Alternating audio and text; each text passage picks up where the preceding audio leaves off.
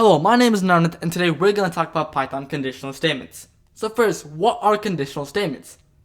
Conditional statements are statements that choose to do something based on whether this condition is true or false.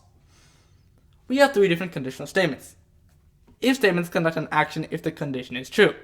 Well, how do we write if statements? That's a good question. Let's define a variable x and set it equal to 5. Next, to write our if statement, we begin with the word if. Then we move on to our condition. Now what the condition is the condition we're checking to see whether it's true or not. And we can say x is greater than 5. Basically what this is going to do is the if statement is going to check whether x is greater than 5. Next we have a colon. The colon signifies that we have finished writing our condition, and now we're going to move on to the action.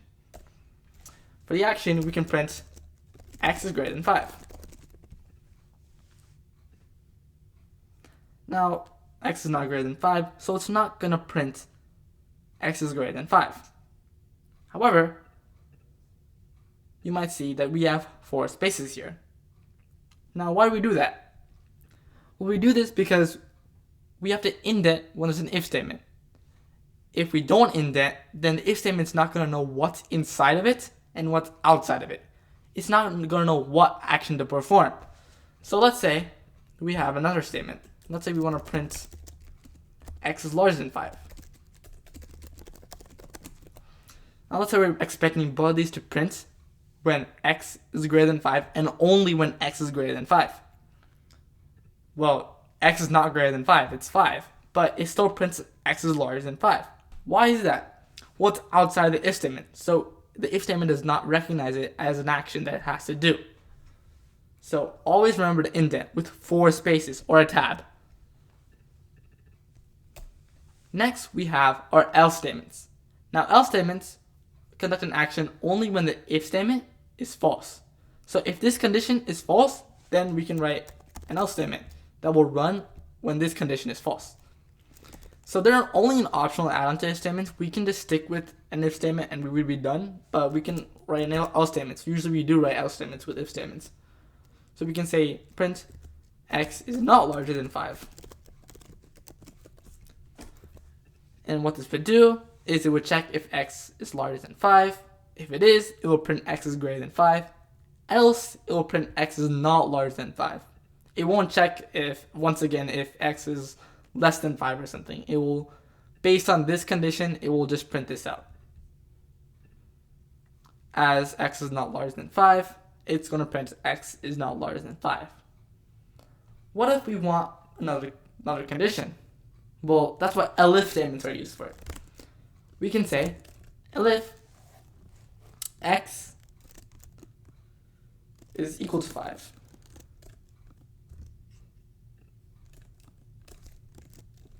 And we can print x is equal to 5. Now what this will do is it will check if x is greater than 5. If it is, it will print this. Then we're done with the program. But if it is not greater than 5, it will move on to the elif. The elif will only run when the previous conditions are all false. And we can have as many elifs as possible. But they will only run when the elif statements and the if statements above are all false. So if elif x equals to 5, it will print x is equal to 5. And since x is equal to 5, it will stop right here. It won't go to the else statement. Now when we print this out, it will say x is equal to 5. Now let's say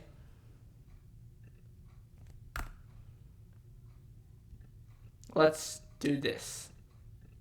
We have x is greater than or equal to 5. And we can say x is greater than or equal to 5. Now what this will do is it will just say x is greater than or equal to 5. It will just completely skip over the x is equal to 5, which should be printing x is equal to 5 if x is equal to 5. But as this condition is already met, it is only going to print this out. However, if we don't want this to happen, we can simply add another if statement.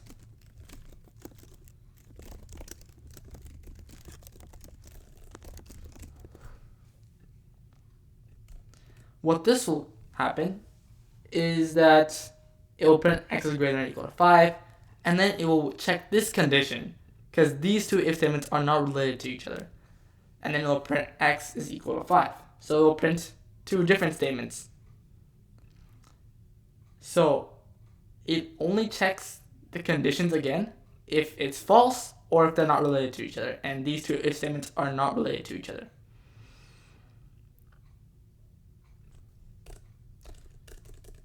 Now we can also have multiple conditions in a single if statement. So let's say we want x equal to 5, y equals 6. Now let's say if x is equal to 5 and y is greater than 10, print yay. Elif x is greater than 3 or y equals 10, print no. Else print, let's print okay. Let's print okay. Now what will happen here in this case is that we have two different conditions now. Now what will happen is it will check if x is equal to 5. If x is equal to 5, then this will be true. Now, is y greater than 10? No. So it will be false. True and false will equal to false. And if you don't know this yet, you can go back to my Python Booleans video to review this. Anyway, if x equals to 5 and y is greater than 10, as this is false, it will skip this statement and it will move on to elif. Elif x is greater than 3. Is x greater than 3? Yes. Or y equal to 10. Is y equal to 10? Not exactly. However, as this is an or, it will take true or false, and then it's true or false, it will translate to true.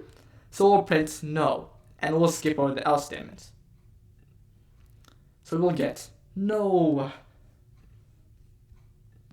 Finally, we have something called the one-line if statement and the shorthand if and else statements. So first, let's see the one-line if statement.